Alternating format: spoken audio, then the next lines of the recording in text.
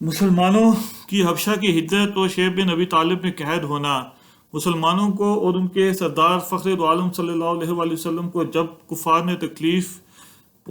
سے تکلیف پہنچتی ہی رہی اور آئے دن ان میں بجائے کمی کے اضافہ ہی ہوتا رہا، تو حضور اقدس صلی اللہ علیہ وآلہ وسلم نے صحابہ رضی اللہ تعالیٰ عنہ کو اس کی اجازت فرما دی کہ وہ یہاں سے کسی اور دوسری جگہ چلے جائیں۔ تو بہت سے حضرات نے حبشہ کی ہجرت فرمائی۔ حبشہ کے بادشاہ گرچہ نصرانی تھے اور اس وقت تک مسلمان نہ ہوئے تھے، مگر ان کے رحم دل اور منصف مزاج ہونے کی شہرت تھی۔ چنانچہ نبوت کے 5ویں برس رجب کے مہینے میں پہلی جماعت کے 11 یا 12 مرد اور 4 یا 5 عورتوں نے حبشہ کی طرف ہجرت کی۔ مکہ والوں نے ان کا پیچھا بھی کیا کہ یہ نہ جا سکیں، مگر یہ لوگ ہاتھ نہ آئے۔ وہاں پہنچ کر ان کو یہ خبر ملی کہ مکہ والے سب مسلمان ہو گئے اور اسلام کو غلبہ ہو گیا۔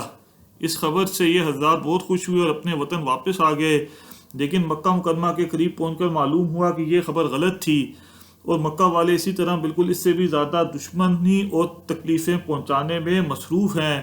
تو بڑی دقت ہوئی۔ ان میں سے بعض حضرات وہیں سے واپس ہو گئے اور بعض کسی کی پناہ لے کر مکہ مکرمہ میں داخل ہوئے۔ یہ حبشہ کی پہلی ہجرت کہلاتی ہے۔ اس کے بعد ایک بڑی جماعت نے جو 83 مرد اور 18 عورتیں بتلائی جاتی ہیں متفرق طور پر ہجرت کی، اور یہ حبشہ کی دوسری ہجرت کہلائی جاتی ہے۔ بعض صحابہ رضی اللہ تعالیٰ عنہ نے دونوں ہجرتیں کی اور بعض نے ایک۔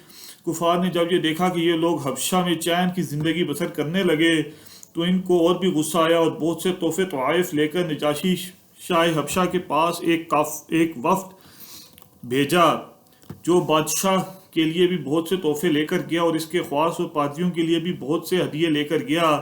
جا کر اول پادریوں اور حکام سے ملا اور ہدیے دے کر ان سے بادشاہ کے یہاں اپنی سفارش کا وعدہ لیا، اور بادشاہ کی خدمت میں یہ وقت حاضر ہوا۔ اول بادشاہ کو سجدہ کیا اور پھر تحفے طوائف پیش کر کے اپنی درخواست پیش کی، اور رشوت خور حکام نے تائید کی۔ انہوں نے کہا کہ اے بادشاہ، ہماری قوم کے چند بیوقوف لڑکے اپنی قدیمی دین چھوڑ کر ایک نئے دین میں داخل ہو گئے جس کو نہ ہم جانتے ہیں نہ آپ جانتے ہیں، اور آپ کے ملک میں آ کر رہنے لگے۔ ہم کو شرفائے مکہ نے اور ان لوگوں کے باپ، چچا اور رشتہ داروں نے بھیجا ہے کہ ان کو واپس لائیں، آپ ان کو ہمارے سپرد کر دیں۔ بادشاہ نے کہا کہ جن لوگوں نے میری پناہ پکڑی ہے بغیر تحقیق ان کو حوالے نہیں کر سکتا۔ اول ان سے بلا کر تحقیق کر لوں گا، اگر یہ صحیح ہوا تو حوالے کر دوں گا۔ چنانچہ مسلمانوں کو بلایا گیا۔ مسلمان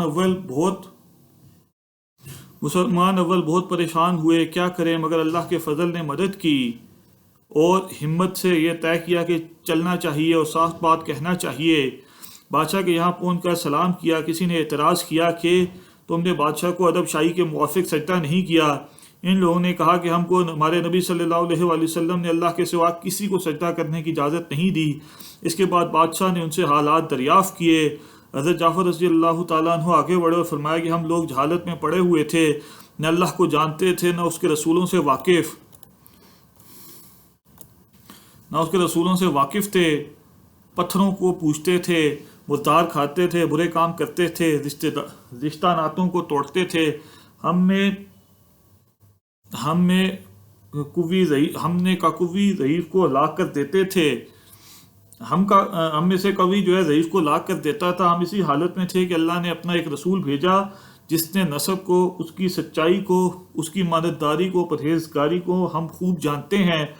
اس نے ہم کو ایک اللہ وحدہ لا شریک کی عبادت کی طرف بلایا اور پتھروں اور بتوں کے پوجنے سے منع فرمایا۔ اس نے ہم کو اچھے کام کرنے کا حکم دیا، برے کاموں سے منع کیا۔ اس نے ہم کو سچ بولنے کا حکم دیا، ایمانداری کا حکم دیا، صلہ رحمی کا حکم دیا، پڑوسی کے ساتھ اچھے برتاؤ کرنے کا حکم دیا، نماز، روزہ، صدقہ، خیرات کا حکم دیا، اور اچھے اخلاق تعلیم کیے۔ زنا، بدکاری، جھوٹ بولنا، یتیم کا مال کھانا، کسی پر تہمت لگانا اور اس قسم کے برے اعمال سے منع فرمایا۔ ہم کو قرآن پاک کی تعلیم دی، ہم اس پر ایمان لائے، اس کے فرمان کی تعمیل کی، جس پر ہماری قوم ہماری دشمن ہو گئی اور ہم کو ہر طرح ستایا۔ ہم لوگ مجبور ہو کر تمہاری پناہ میں اپنے نبی صلی اللہ علیہ وآلہ وسلم کے ارشاد سے آئے ہیں۔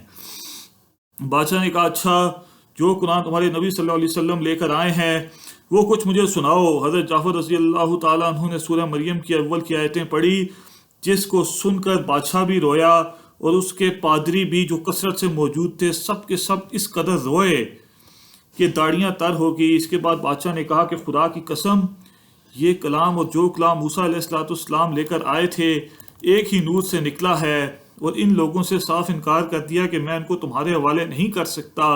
وہ لوگ بڑے پریشان ہوئے کہ بڑی ذلت اٹھانا پڑی۔ آپس میں صلح کر کے ایک شخص نے کہا کہ کل کو میں اپنی ایسی تدبیر کروں گا کہ بادشاہ ان کی جڑ ہی کاٹ دے گا۔ ساتھیوں نے کہا بھی کہ ایسا نہیں چاہیے، یہ لوگ اگرچہ مسلمان ہو گئے مگر یہ پھر بھی رشتہ دار ہیں، مگر اس نے نہ مانا۔ دوسرے دن پھر بادشاہ کے پاس گئے اور جا کر کہا کہ یہ لوگ حضرت عیسیٰ علیہ السلام کی شان میں گستاخی کرتے ہیں، ان کو اللہ کا بیٹا نہیں مانتے۔ بادشاہ نے پھر مسلمانوں کو بلایا۔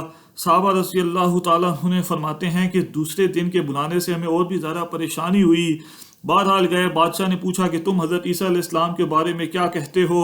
انہوں نے کہا وہی کہتے ہیں کہ جو ہمارے نبی صلی اللہ علیہ وآلہ وسلم پر ان کی شان میں نازل ہوا، کہ وہ اللہ کے بندے ہیں، اس کے رسول ہیں، اس کی روح ہیں اور اس کے کلمہ ہیں، جس کو خدا نے کنواری اور پاک مریم علیہ السلام کی طرف ڈالا۔ نجاشی نے کہا حضرت عیسیٰ علیہ السلام بھی اس کے سوا کچھ نہیں فرماتے۔ پادری لوگ آپس میں کچھ چخ چخ کرنے لگے۔ نجاشی نے کہا تم جاؤ چاہو کہو۔ اس کے بعد نجاشی نے ان کے تحفے واپس کر دیے اور مسلمانوں سے کہا تم امن سے ہو، جو تمہیں ستائے اس کو تاوان دینا پڑے گا، اور اس کا اعلان بھی کرا دیا کہ جو شخص ان کو ستائے گا اس کو تاوان دینا پڑے گا۔ اس کی وجہ سے وہاں کے مسلمانوں کا اکرام اور بھی زیادہ ہونے لگا، اور اس وفد کو ذلت سے واپس آنا پڑا۔ تو پھر کفار مکہ کا جتنا بھی غصہ جوش کرتا ظاہر ہے، اس کے ساتھ ہی حضرت عمر رضی اللہ تعالیٰ عنہ کے اسلام لانے نے ان کو اور بھی جلا کر رکھ دیا تھا، اور ہر وقت اس فکر میں رہتے تھے کہ لوگوں کا ان سے ملنا جلنا بند ہو جائے اور اسلام کا چراغ کس طریقے سے بجھے۔ اس لیے سرداران مکہ کی ایک بڑی جماعت نے آپس میں مشورہ کیا کہ اب کھلم کھلا محمد صلی اللہ علیہ وآلہ وسلم کو قتل کر دیا جائے، لیکن قتل کر دینا بھی آسان کام نہ تھا، اس لیے کہ بنو ہاشم بھی بڑے جتھے اور اونچے طبقے کے لوگ شمار ہوتے تھے۔ وہ اگرچہ مسلمان نہیں ہوئے تھے، لیکن جو مسلمان نہیں تھے وہ بھی حضور صلی اللہ علیہ وآلہ وسلم کے قتل ہو جانے پر آمادہ نہیں تھے۔ اس لیے ان سب کفار نے مل کر ایک معاہدہ کیا کہ سارے بنو ہاشم اور بنو مطلب کا بائیکاٹ کیا جاوے، نہ ان کو کوئی شخص اپنے پاس بیٹھنے دے، نہ ان سے کوئی خرید و فروخت کرے، نہ بات چیت کرے، نہ ان کے گھر جائے، نہ ان کو اپنے گھر میں آنے دے، اور اس وقت تک صلح نہ کی جائے جب تک کہ حضور اکرم صلی اللہ علیہ وآلہ وسلم کو قتل کے لیے حوالے نہ کر دیں۔ یہ معاہدہ زبانی ہی گفتگو پر ختم نہیں ہوا، بلکہ یکم محرم 7 کو ایک معاہدہ تحریری لکھ کر بیت اللہ میں لٹکایا گیا تاکہ ہر شخص اس کا احترام کرے اور اس کو پورا کرنے کی کوشش کرے۔